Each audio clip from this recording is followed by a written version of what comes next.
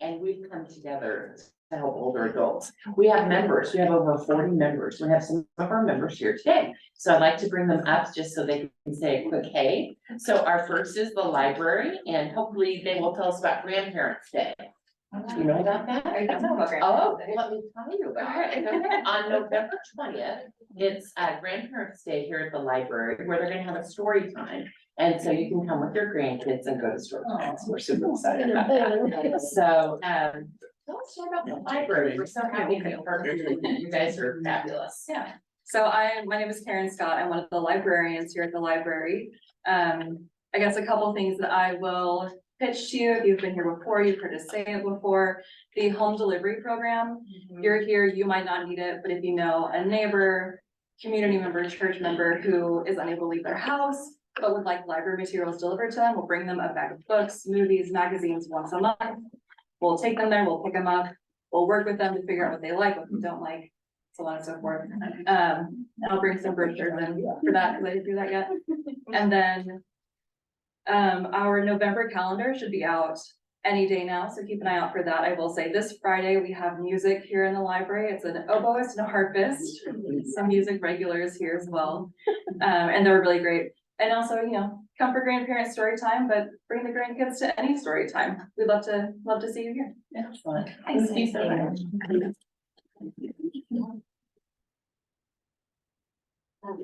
Hi, my name is Haley Belleville with At Home Telehealth PT. I offer in-home mobile physical therapy or telehealth. I specialize in orthopedic conditions, so any shoulder, back, knee pains, or post-surgical issues.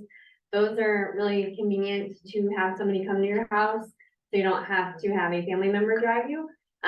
So anyway, glad to be here, and I'm looking forward to the talk today. Great. And she has some information in the back table, as do I. Thank you. And then we also have some treats in the back from Maya. And I get preloaded stuff, guys. So this is Maya, and she is from Humana. She is one of our very active members. She has been very helpful with all of our different special events.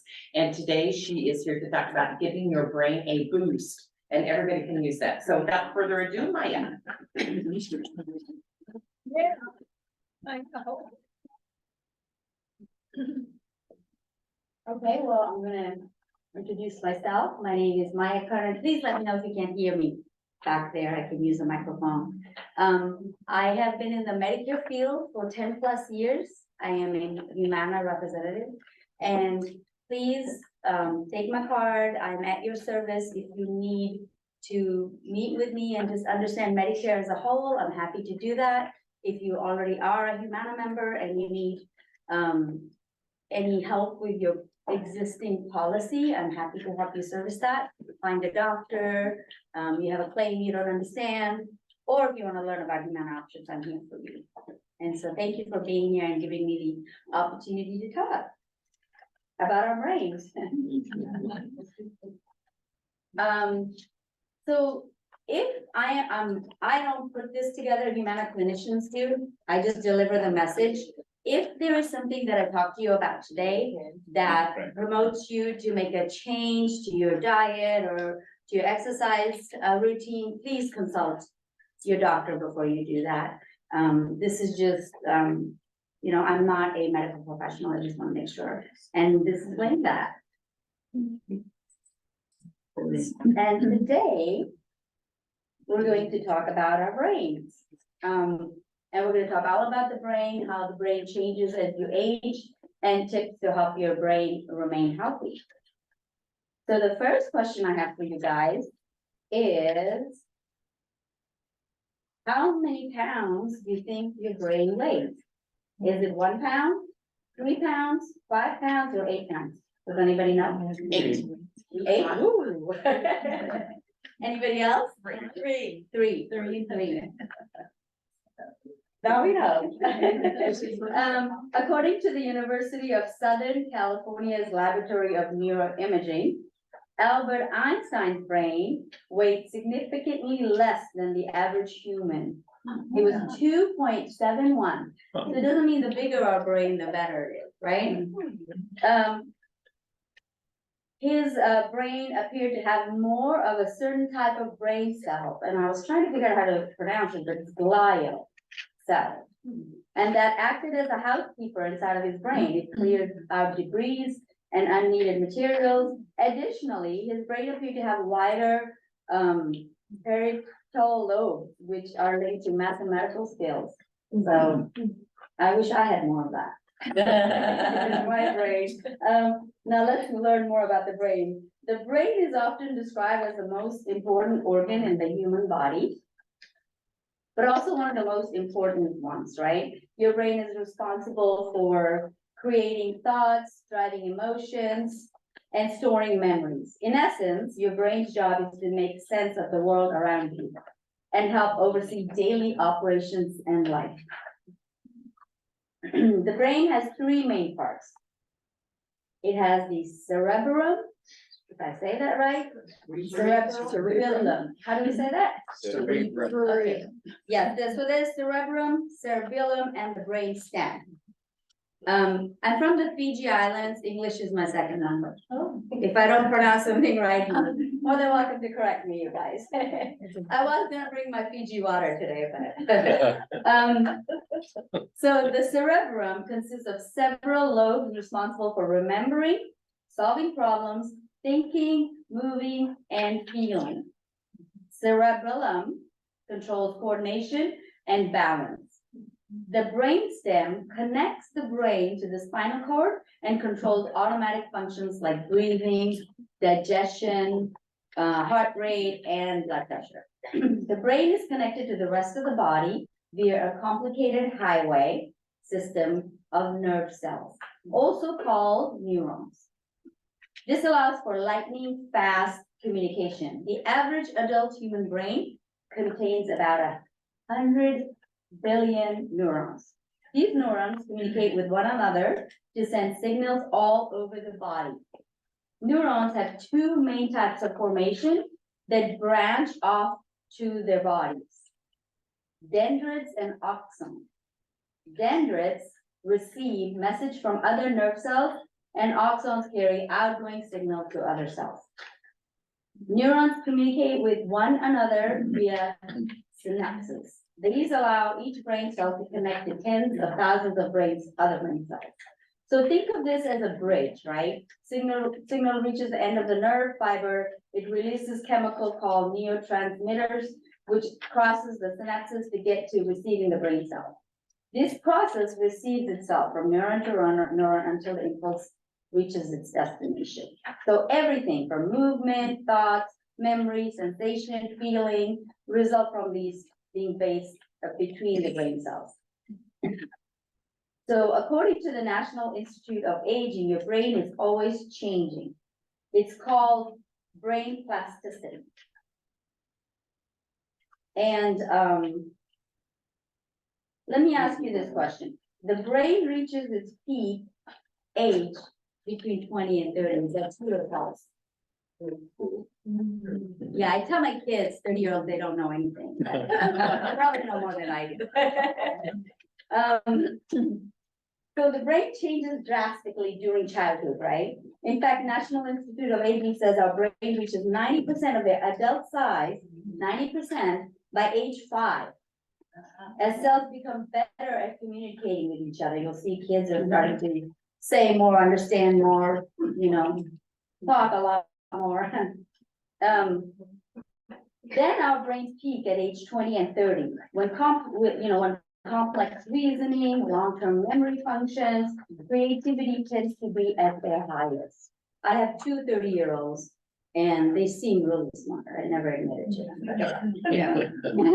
The National and they think they know it all, they probably do. The National Institute on Aging also reports that our brains typically begin to decline between age 30 and 40.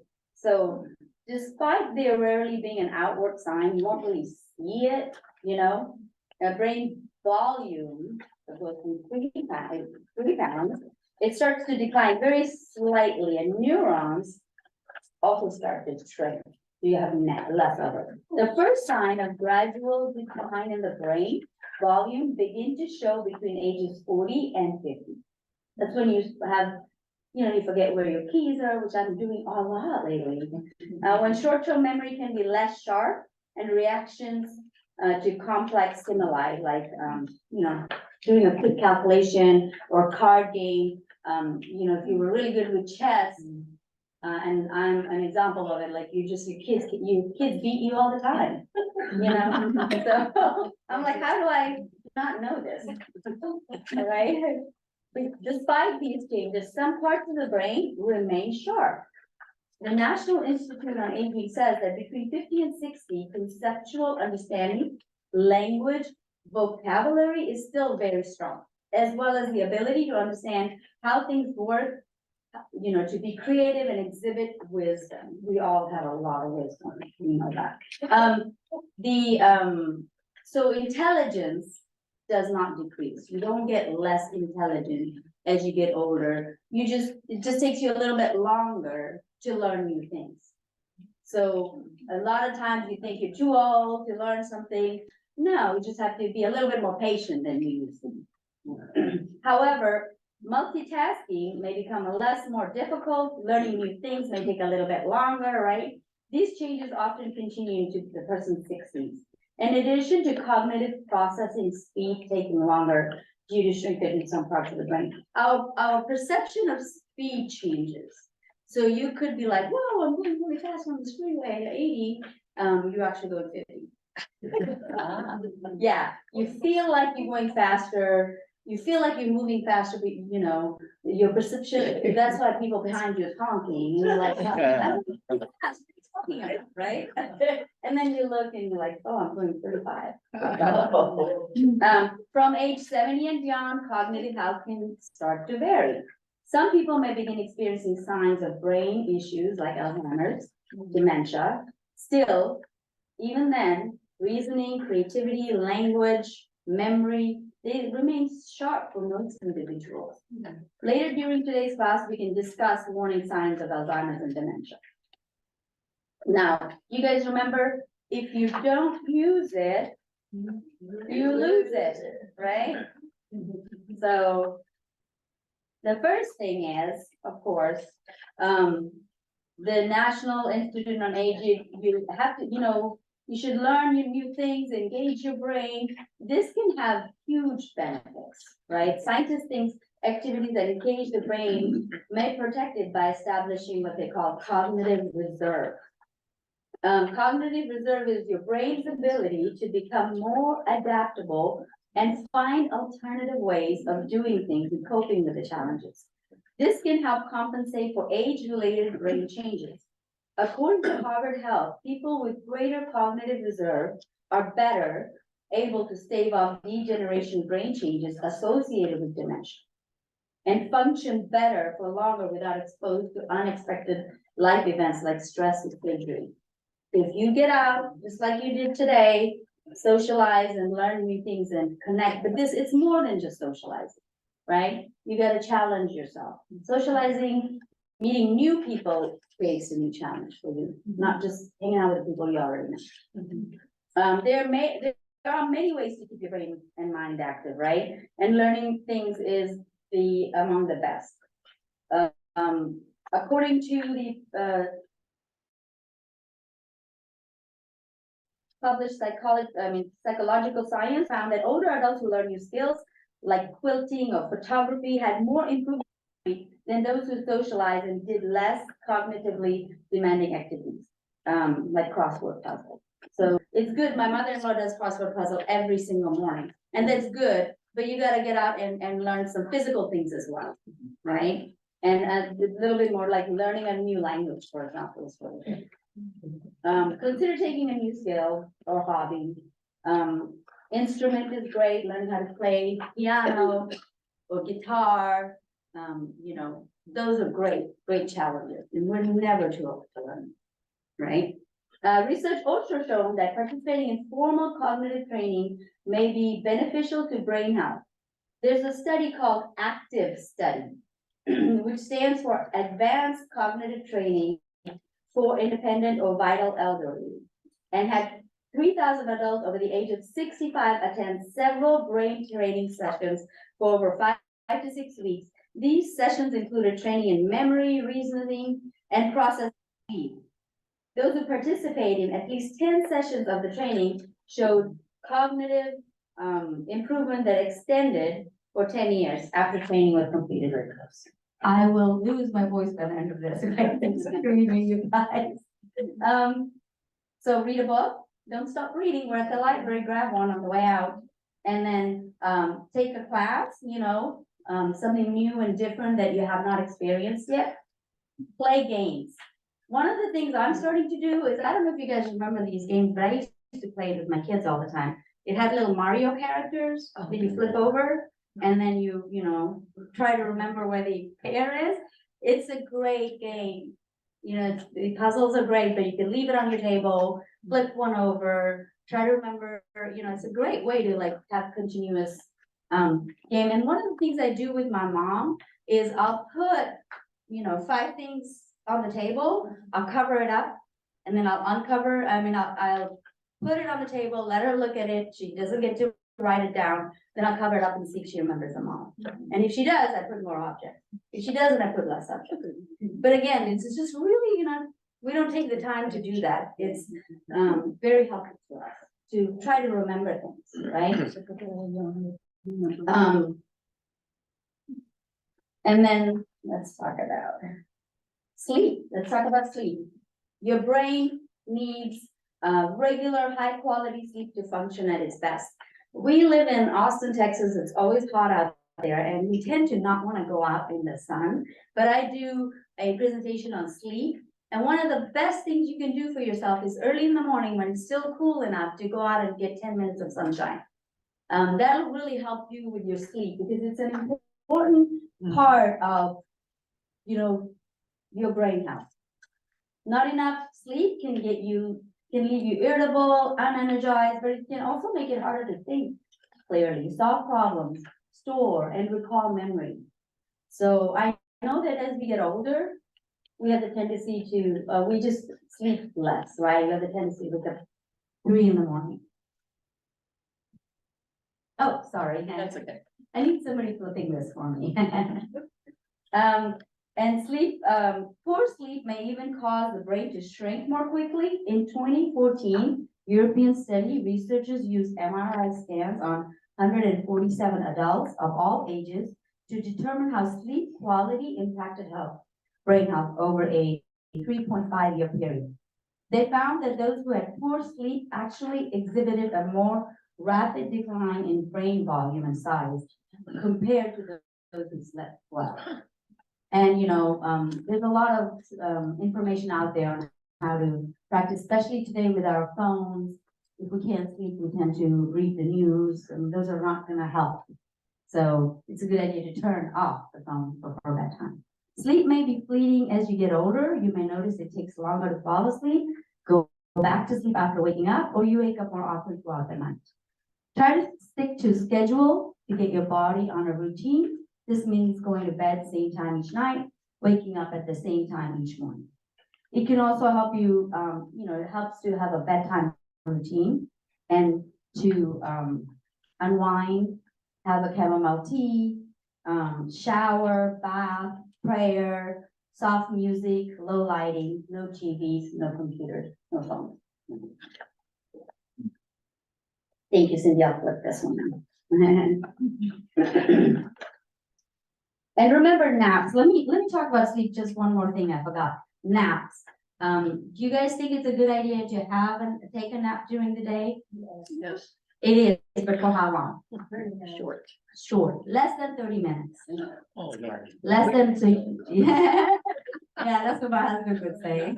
I need 2 hours, but it affects your sleep at night. And you know, it does count towards it, but it leaves you feeling groggy and tired and sluggish if you sleep during the day. So here's another question, right? Which of these food is good for brain health? Berry, fatty fish, nuts, or all of the above? All of the above. Obviously, right? For many years, researchers have been trying to understand the relationship between diet and brain. In 2015, researchers at the Rush University Medical Center in Chicago published a study in the Alzheimer's and Dementia, detailing the positive relationship between a diet. It's called the MIND diet.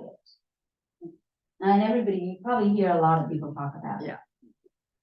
They looked at 923 people between the ages of 58 and 98, and here's what they found. Following the MIND diet may reduce one's risk of developing Alzheimer's disease by as much as 53%.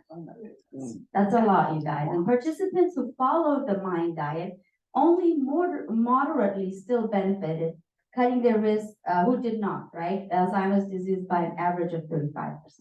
So Alzheimer's is less, and then 53, and if you just moderately follow it, right? You don't have to like go home and completely switch your diet, but start adding some benefits to it. In essence, the MIND diet combines principles of two eating patterns, the Mediterranean diet and the DASH. It's called Dietary Approach to Stop Hypertension Diet. To create a new dietary pattern focused specifically on brain benefits. MIND stands for Mediterranean Dash Intervention of Neurodegenerative Delay. I'll ask you that next time you see it. Okay. Memory, guys. In essence, the MIND, it encourages you to have 2 leafy green vegetables a day, at least 1 other vegetable, and remember color, right? Add color, anything that looks like a brain, like broccoli, cauliflower. At least 2 servings of berry per week, 5 or more servings of nut each week. Olive oil as the primary oil at home. And there's a little trick about buying olive oil. Does anybody know that? No. Buy it in a darker bottle. So olive oil loses its nutrients if it's in a light bottle, light gets to it. And never purchase olive oil that's expired. And make sure it's cold pressed. So it's minimally processed. And then at least 3 servings of whole grains per day. Eating fish at least once per week. Eating beans at least 3 to 4 times per week. Eating chicken at least twice a week. And drinking, this is a good one, I like this one the best. And drinking 1 glass of wine a day. Men get 2, women get 1. I don't agree, but yeah, you could have, actually Mediterranean diet, they do have a glass of wine every day. 4 ounces. And you have to limit butter, margarine, cheese, believe it or not, red meat, fried and fast food, pastries, and sweets. If you can just go home and limit that this week, you know, it's a small change. Yes. Okay, here's another question. Which of these is, I'm gonna flip this. I think go one more. Thank you, I'm sorry. Maybe one more. Socializing. Which of these is likely benefit of staying socially connected? Does it slow cognitive decline, provides a sense of belonging, offers emotional support? Of course, it's all of that, right? So, the Global Council on Brain Health recently released a set of recommendations on social engagement and brain health. Within these recommendations, they acknowledge that evidence of observational studies show that people who are socially engaged have a lower risk of cognitive decline and dementia. In addition, staying social helps provide people a sense of belonging and offers emotional support when needed. So you may be wondering, how does socializing help to boost your brain, right? It helps you stay connected with other people. It also helps keep your brain cells connected with one another, according to the Alzheimer's Association. I think it's a big one. Anything I talk about speaks to socializing.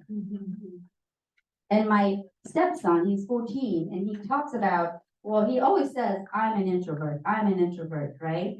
And I always try to explain to him that being an introvert does not mean you don't go out and socialize. It just means you get your energy from a different place than an extrovert like me. I get my energy from being out here, talking to people, getting out, but, and I also need quiet time.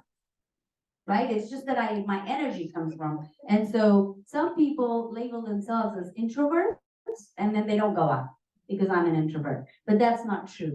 It's just where you get your energy from. So you might need more rest time, but it's, still very important for you to get out and socialize. The benefit of staying connected obviously are clear, right? So it should be top health priority, socializing. Many people become less social and more isolated as they age. It can be tough to stay connected after retirement or moving to a new area. But there are some tips on there on how to stay socialized, how to socialize and keep connected with the community.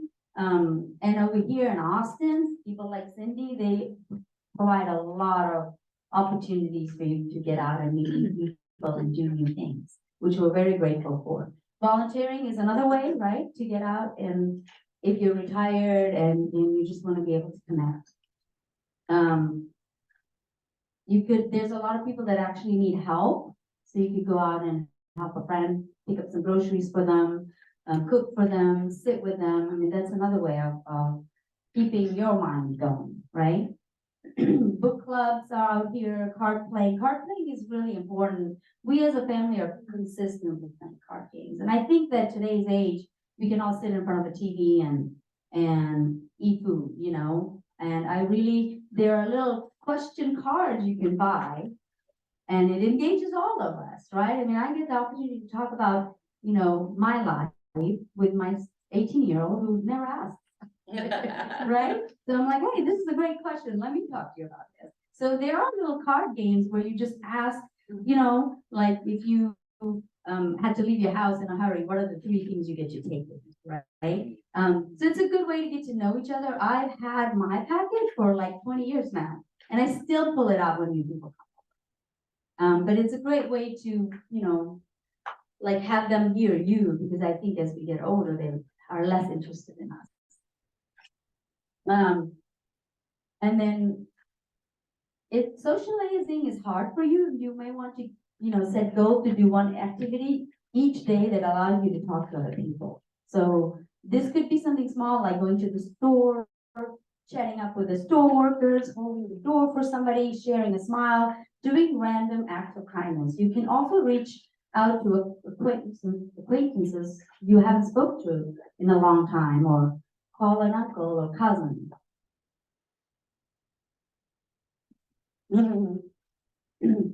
Here's another question. High blood pressure is in middle age can raise risk of dementia and stroke later on in life. That is correct. U.S. Department of Health and Human Services reports that high blood pressure weakens arteries, leads to stroke, and causes other changes that may lead to dementia later in life. Your brain health is closely linked to your physical health. According to Cleveland Clinic, they report that diabetes, obesity, and high blood pressure may lead to dementia and mental decline. So that is why it's so important to stay on top of your health, take steps to prevent health conditions or manage them well if you've already been diagnosed.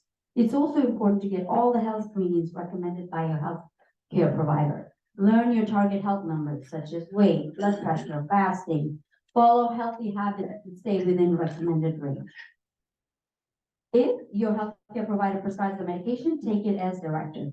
And a lot of people don't have a conversation with their healthcare provider.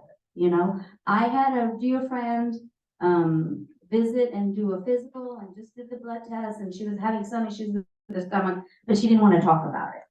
You got to build a relationship with your provider. And then turns out she had cancer, diagnosed with cancer a few months later. So, if you have an issue, don't be afraid to bring it up to your doctor. A lot of people tend to hold back on really talking about their health. So really good and important to keep your annual exams. Stress. I think I went too far ahead, don't you think, Cindy? I don't know. Okay. Stress is often unavoidable, and many people have constant stream of it throughout their life. So then the question isn't really how can I avoid stress? It's how can I manage my stress, right? Avoid stress by planning ahead, taking control of your surroundings. Do you get stressed in traffic here in Austin? So, you could either leave earlier, or I like book on tapes. So I tend to relax just by listening, and grateful that I get a little extra time to listen to it. You hate waiting for food? Cook at home. Have a friend that causes you to feel tense? Distance yourself, right? Move yourself away from toxic people. I have too many obligations in the plate? Learn to say no. So it's just little simple things you can do to avoid stress in your life.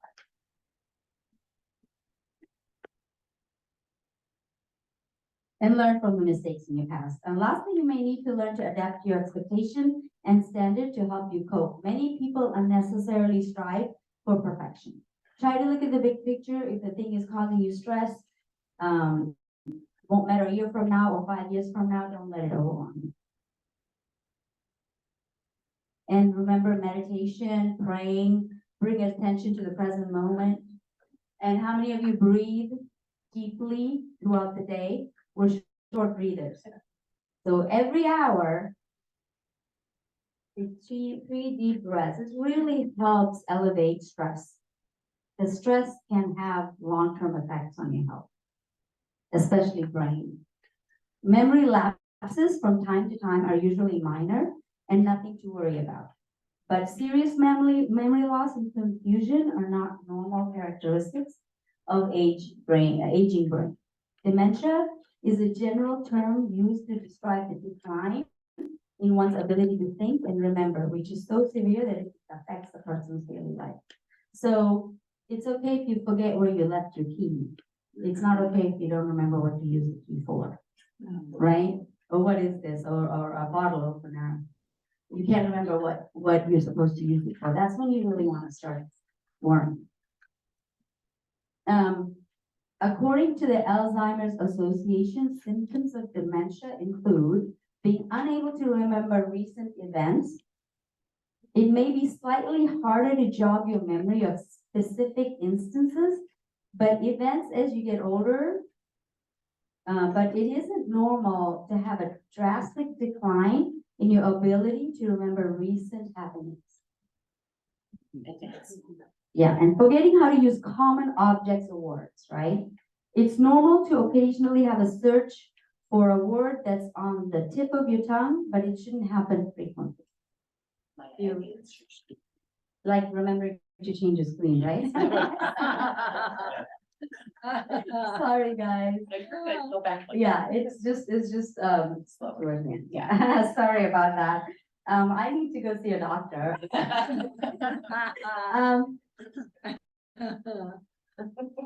Yeah, I was like, what's that one nut that's good for you? And I'm asking Natalie. What is it?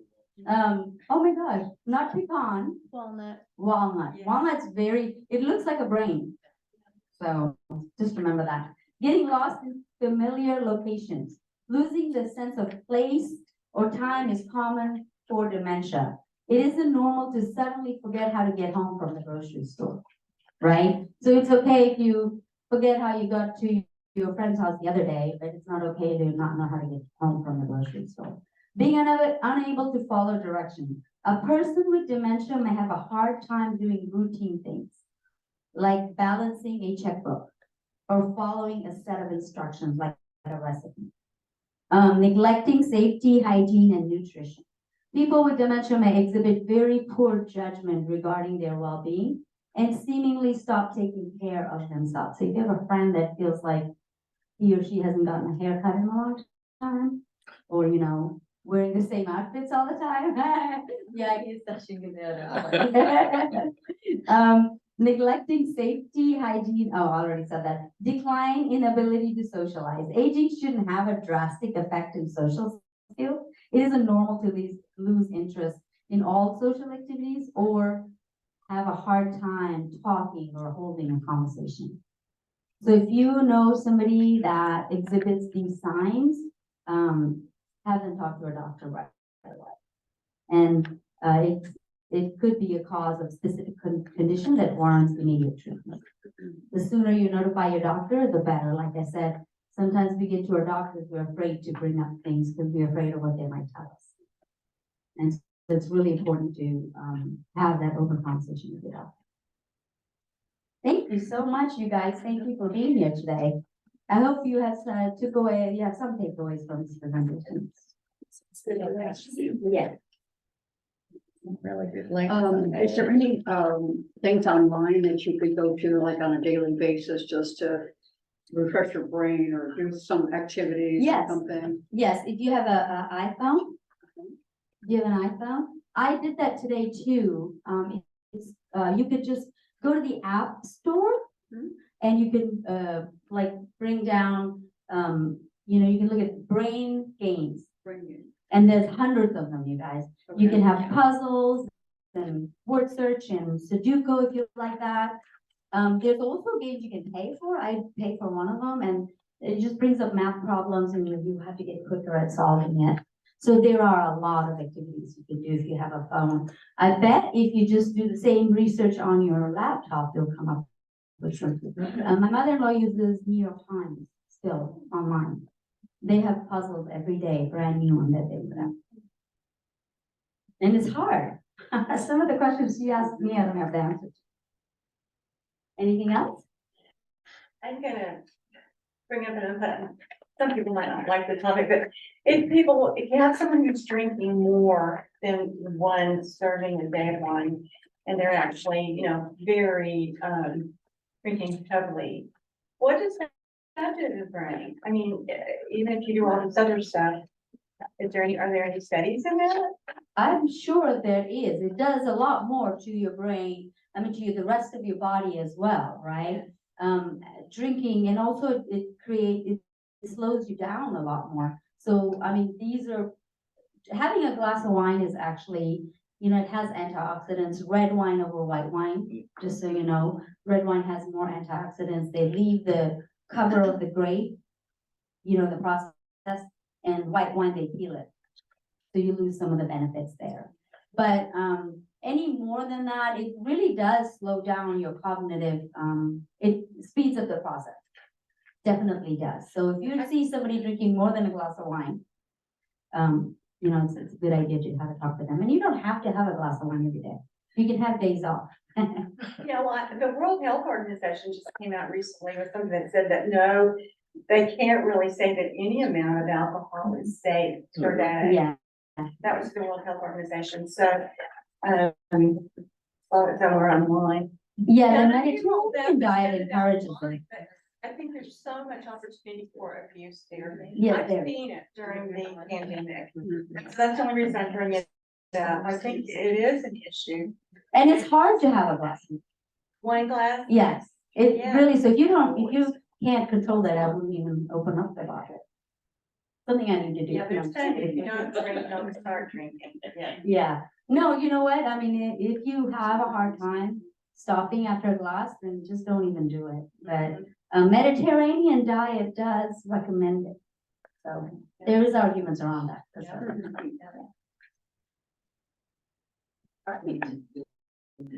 Thank you so much for coming and speaking today. We look forward to seeing everybody next year. And we do have the November 20th event coming up. And then we also have our lighting of the Christmas lights at the Activity Center. So we hope to see you at some of those future events. Thank you for coming. Thank you.